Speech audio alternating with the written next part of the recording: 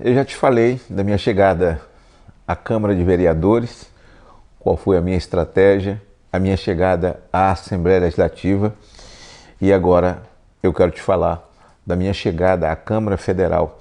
Os tempos já eram outros, não é? Você está vivendo um outro tempo agora, viu? Bem melhor. Eu já não fiz mais aquele carimbo, eu mesmo com a gilete cortando borracha, tal, para minhas filhas carimbar, papel que já estava escrito de um lado e tal, e não tinha mais chaveirinho de madeira, né?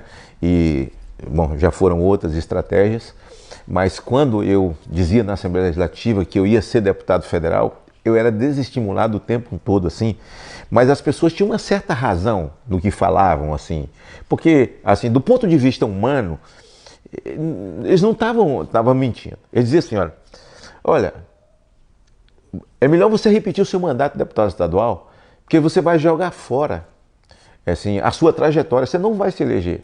Aí fazia uma conta para mim, vocês não conhecem, mas o povo do meu estado conhece se você quiser pesquisar. O estado tem Roberto Valadão, que é ainda, né, o sujeito foi um grande parlamentar por muitos anos, deputado federal, né, sujeito digno.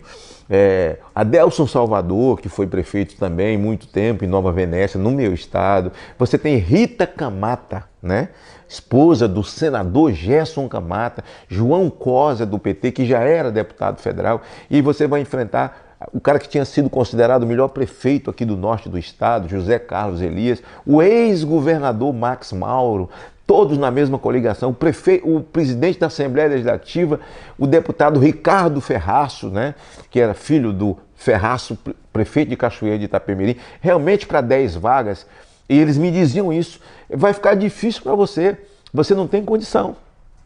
E eu tinha propósito, eu tinha objetivos, eu tinha bandeiras para defender. E sempre defendendo, né?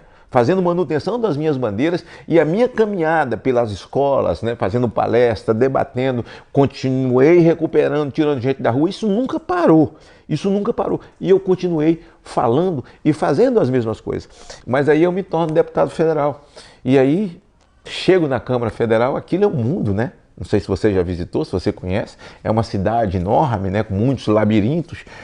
E eu ficava me perguntando, meu Deus, o que eu vim fazer aqui no meu primeiro mês, no meu segundo mês? Porque o meu gabinete dava 4 quilômetros para chegar lá, quase, do meu gabinete, lá no anexo 4 para chegar no plenário e voltar. E eu gostava muito do plenário, né? E eu arrumava um jeito de falar todo dia. E eu queria falar sobre os meus projetos, sobre aquilo que eu sonhava, a minha luta contra as drogas, né? Eu queria ver efetivado muita coisa. E aí eu ficava perto daqueles repórteres da Rádio Câmara, eles não me davam confiança, até da TV Câmara, né? Naquela época, o Congresso Nacional tinha Zé Disseu, né? Tinha José Genuíno, Aloysio Mercadante,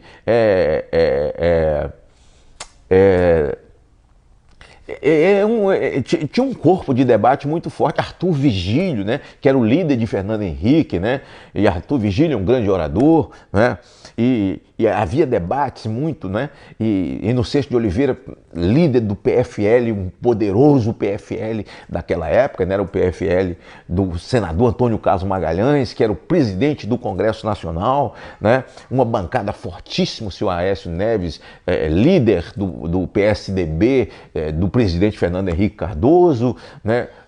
Gedel Vieira era o líder do PMDB, então era um congresso, era uma Câmara muito forte, né? E aí eu vejo um delegado federal, que eu conheci, chamado Moroni Torga, do PSDB, colhendo assinaturas para uma CPI chamada CPI do narcotráfico. E eu falei, olha, eu quero participar dessa CPI e tal, porque eu quero propor algumas políticas públicas. E ele me deu uma série de folhas para eu colher assinatura com ele, precisava de 175 assinaturas para instalar a CPI, eu saí colhendo com ele e tal. E ele me deu uma informação que, na proporcionalidade, o meu partido não tinha espaço, porque tudo é na base da proporcionalidade. Tem partidos que chegam em comissão, dependendo do número da comissão, o partido não tem espaço, e outros partidos que têm muito, acaba cedendo, né? Ele falou, olha, você tem que procurar com um outro partido aí para lhe dar uma vaga. O PFL tem muito, o PSDB tem muito e o PMDB tem muito. E aí eu saí batendo na porta. Bati na porta do senhor Aécio Neves, neto de Tancredo Neves, cumprimentei, que era muito fã do avô, ele jovem, né? E ele disse que não tinha como me arrumar uma vaga, porque todo mundo no partido dele queria estar nessa CPI e tal, mas me cumprimentou. Eu fui, bati na porta do Gedel Vieira, também não me deu a vaga, porque o pessoal do PMDB queria participar. Inocêncio de Oliveira me deu uma orientação, porque era antigo, sabia muito o regimento interno, e o Genuíno também sabia muito o regimento interno. As orientações que eu ia buscar, eles diziam assim: aprenda o regimento interno, porque você ali sem o regimento interno você não é nada. Então, as 3 portas que eu bati, elas não me abriram. E eu fiquei meio desolado. Eu sempre estava morando no hotel, e eu estava orando à noite, né? Li minha Bíblia, fui orar, e Deus falou comigo para procurar a ACM. E eu liguei para o gabinete dele, deputado federal, o gabinete do presidente, e ele marcou para me atender às 16 horas, porque na verdade às 16 horas, 17, começa o expediente do Senado da República. E eu fui lá, às 16 horas ele não me atendeu. Naquele dia, o vice-presidente, que eu não me lembro o nome, foi quem abriu a sessão do Senado e tal. E a ACM estava brigando, fazendo a CPI do Judiciário, não é nada novo. A ACM com aquela coragem dele que marcou, né? Uma coragem que era dele, né? Assim, aquele ACM raçudo, né? Que fez tudo que a Bahia tem até hoje, que a Bahia tem saudade, né? Assim, uma figura que minha mãe sempre votou. E Deus falou comigo: procura a ACM. E eu fiquei resistente comigo mesmo ali, não é? Mas marquei e fui. Deu 16 horas, ele não saiu, né? Eu fiquei esperando aí, 17 ele não saiu. Lá para as 18 e tanto, ele veio saindo para ir embora. E a ACM sempre andou com um monte de deputado federal atrás dele. Era um líder assim, em que os liderados caminhavam com ele. Os deputados federais da Bahia, tirando os da esquerda, né? Os petistas, né? Os esquerdistas, todo mundo andava com a ACM. E na porta do gabinete eu falei: senador, eu estou aqui, eu marquei com o senhor. Eu sou deputado federal pelo Espírito Santo e vim falar com o senhor aqui e tal. Ele falou: pode falar, em pé. Eu falei: não, eu sou baiano, sabe? E minha mãe sempre votou no senhor. Ele falou assim: mas você é de que cidade? Eu falei: sou de Tapetinga. Ele falou: pois é, aquela cidade não gosta de mim, ali eu nunca ganhei. Eu falei: mas isso aí não invalida o voto da minha mãe, senador. Minha mãe sempre votou no senhor, né? Aí ele falou assim: não, eu tenho uma história daquela cidade. E aí começou a contar a história da cidade, que ele ia ganhar, né? E uma disputa da Arena 1, Arena 2. O candidato dele ia vencer, não tinha chance do outro ganhar. O outro era um tal de Evandro Andrade, que era um advogado crente, né? Lá. E naquela época, crente não votava, de crente, porque dizia que era coisa do diabo, para não entrar na eleição, mas sempre votaram nele, acreditavam nele, e que ele ia ganhar. E de repente surge um menino, uns 13 anos de idade. O garoto mudou o rumo da eleição, o garoto se tornou o orador daquela campanha, e o tal do Evandro ganhou a eleição, e os correligionários daqueles municípios em volta ligavam para ele: governador, tal, a gente tem que trazer esse menino aqui e tal, para ajudar a nossa eleição. Ele falou: não, esse menino está de um lado que é contra nós e tal. Aí falou assim: pergunta a tua mãe, que ela vai lhe contar essa história aí. E você é novo, você não sabe. Eu falei: senador, eu queria que o senhor me ajudasse, porque eu quero entrar na CPI do narcotráfico. Ele falou: isso eu não posso fazer, não. Porque cada casa toma conta da sua casa, lá é Inocêncio, né? Aqui é o Senado, é outra coisa e tal. Eu disse assim: pois é, senador, eu conheço a história. O garoto sou eu. Ele falou assim, ficou me olhando, falou: você mudou pouco. 2 anos depois, na eleição para deputado, você não fez campanha para Normando Macedo? Falei: fiz. Pois é, eu lhe conheci no comício. Eu me lembro do comício. Ele falou: você não veio aqui para ser baixo clero, eu vou lhe ajudar. Ligou para Inocêncio me dar uma vaga do PFL. No outro dia, a Inocêncio me encontrou no plenário e falou: o senador Antônio Carlos ligou para mim, mas eu não posso te dar a vaga, né? Inocêncio meio gago, que não posso te dar a vaga, que o meu partido, que todo mundo quer participar e tal, mas eu não posso, mas ele me ligou. Eu falei assim: não, tudo bem e tal, me acalmei E naquela briga de ACM com o judiciário, o ministro do TSE, né, começou a bater boca com a ACM pelos jornais, a ACM muito forte, presidente do Congresso Nacional, e ele acabou atacando a memória de Luiz Eduardo. Isso é uma matéria muito ruim, né?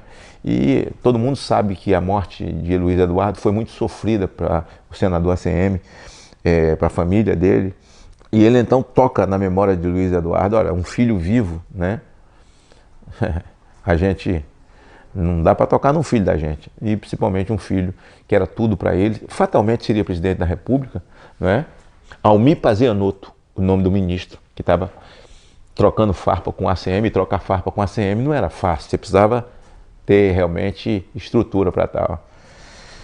E aí eu me toquei no outro dia quando vi o jornal, eu peguei o jornal, eu não tive convivência com o Luiz Eduardo, mas aquilo me fez tão mal, porque é um filho.